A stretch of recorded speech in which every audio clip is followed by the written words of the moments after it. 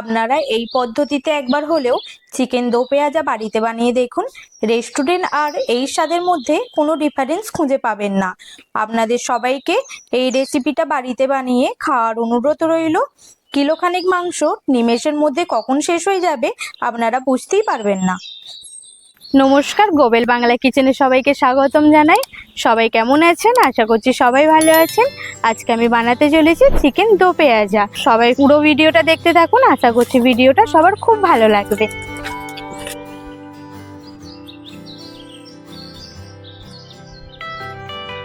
আমি এখানে 2 কেজি মাংস নিয়ে নিয়েছি। এটাকে আমি এবার কিছু মশলা দিয়ে ম্যারিনেট করে নেব। প্রথমে আমি এর মধ্যে হলুদ গুঁড়ো দিয়ে দিচ্ছি। এরপরেই আমি এতে কাশ্মীরি লঙ্কা গুঁড়ো দিয়ে দিচ্ছি। আমি এখানে 1 চামচ মতো নুন দিয়ে দিচ্ছি। আমি হলুদ গুঁড়ো লঙ্কা গুঁড়ো এখানে 1 চামচ করেই দিয়েছি। এখানে আমি মাংসটা মাখার জন্য অল্প করে সাদা তেল দিয়ে দিচ্ছি। আমি এবার মাংসটা সব কিছুর সাথে ভালো করে মিক্স করে নেব। এটা দেখতেই পাচ্ছেন, এটা আমার ম্যারিনেট করা হয়ে গেছে। আমি এবার এটা কিছুক্ষণের জন্য ঢাকা দিয়ে রেখে দেব। ওভেনের মধ্যে কড়াটা দিয়ে দিচ্ছি, কড়াটা গরম হওয়ার জন্য। আমি প্রথমেই কড়ার মধ্যে তেল দিয়ে দিচ্ছি। কড়াটা গরম হয়ে গেছে। আমি প্রথমেই 4 টুকরো দারচিনি দিয়ে দিয়েছি। এরপরেই দিয়ে দিচ্ছি এলাচ 6টা। আমি কিছুটা পরিমাণ জিরে দিয়ে দিচ্ছি। আগে থেকে করে রাখা পেঁয়াজের পেস্ট আমি এর মধ্যে দিয়ে দিচ্ছি। এবার আমি পেঁয়াজটা খুব ভালোভাবে ভেজে নেব। এরপর আমি আদা রসুনের পেস্ট দিয়ে দিচ্ছি। আমি এখানে 3 চামচ আদা রসুনের পেস্ট দিয়েছি। আদা রসুনটা ভালো করে ভেজে নেব, যেন আদা রসুন পেঁয়াজের কাঁচা গন্ধটা চলে যায়। এর মধ্যে আমি এবার দিয়ে দিচ্ছি টমেটোমের পেস্ট। আমি এখানে পেঁয়াজ আর টমেটোমের পেস্ট করে নিয়েছি। আপনারা চাইলে পেঁয়াজ আর টমেটো ছোট ছোট করে কুচিয়ে নিয়েও করতে পারেন। এখানে 1 চামচ হলুদ গুঁড়ো দিয়ে দিচ্ছি আর 1 চামচ কাশ্মীরি লঙ্কা গুঁড়ো দিয়ে দিচ্ছি। এরপর আমি এর মধ্যে জিরে গুঁড়ো দিয়ে দিচ্ছি। তারপর দিচ্ছি ধনে গুঁড়ো। সব কিছু মশলা আমি খুব ভালোভাবে কষিয়ে নেব যতক্ষণ না মশলা থেকে তেল ছেড়ে দিচ্ছে। এবার আমি মাংসটা এর মধ্যে দিয়ে দিচ্ছি। মাংসটার সাথে মশলাটা খুব ভালোভাবে মিক্স করব। আমি এর মধ্যে এবার কাজু বাদামের পেস্টটা দিয়ে দিচ্ছি। মাংসটা এবার খুব ভালোভাবে কষতে থাকবো।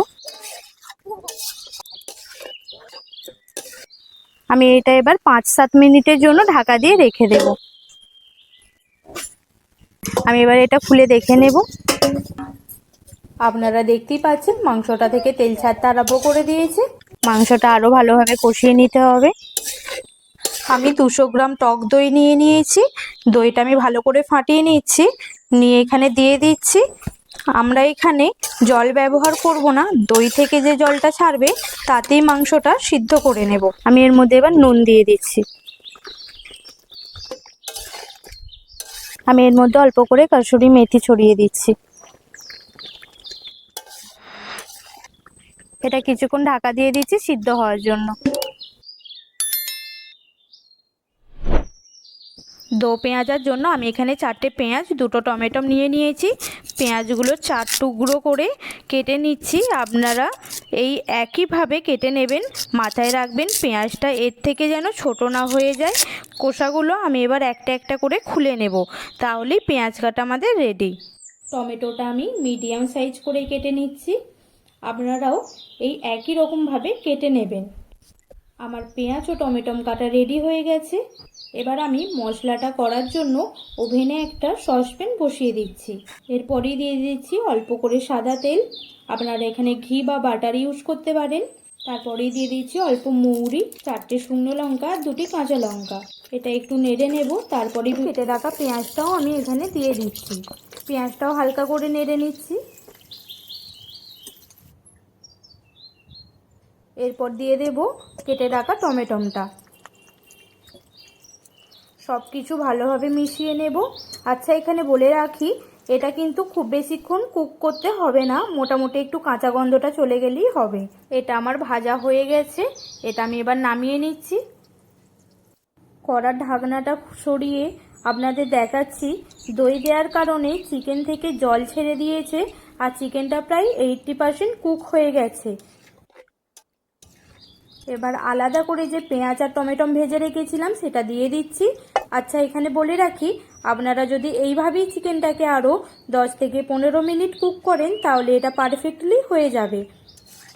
বাট বেশিরভাগ বাড়িতেই কিন্তু 5 থেকে 6 জন মেম্বার থাকেন, তাই যদি একটু গ্রেভি না হয় তাহলে এটা খেতে ভালো লাগবে না। সেই কথাটা মাথায় রেখে আমি সামান্য জল দিয়ে দিচ্ছি।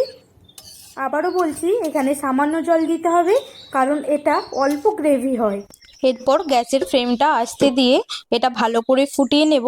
মোটামুটি 2 থেকে 3 মিনিট লাগবে গ্রেভিটা একটু ঠিক হয়ে যেতে। দেখতেই পাচ্ছেন কালারটা কত সুন্দর এসেছে। এটা আমি একটু নেড়ে চেড়ে আমি লাস্টে এর মধ্যে অল্প করে দিয়ে দেব গরম মশলা। এবার আমি এটা নামিয়ে নিচ্ছি। আপনারাও এই একই স্টাইলে করে দেখবেন। রেস্টুরেন্টের স্বাদ আর এই স্বাদের মধ্যে কোনো রকম পার্থক্য খুঁজে পাবেন না। ভিডিওটা ভালো লেগে থাকলে লাইক, কমেন্ট, শেয়ার করে দেবেন। চ্যানেলটা সাবস্ক্রাইব করার অনুরোধ রইল। সবার আগে আমাদের ভিডিও পেতে বেল আইকন বাটনটা প্রেস করতে ভুলবেন না। ভালো থাকবেন, সুস্থ থাকবেন। দেখা হচ্ছে আর একটা নতুন রেসিপি নিয়ে।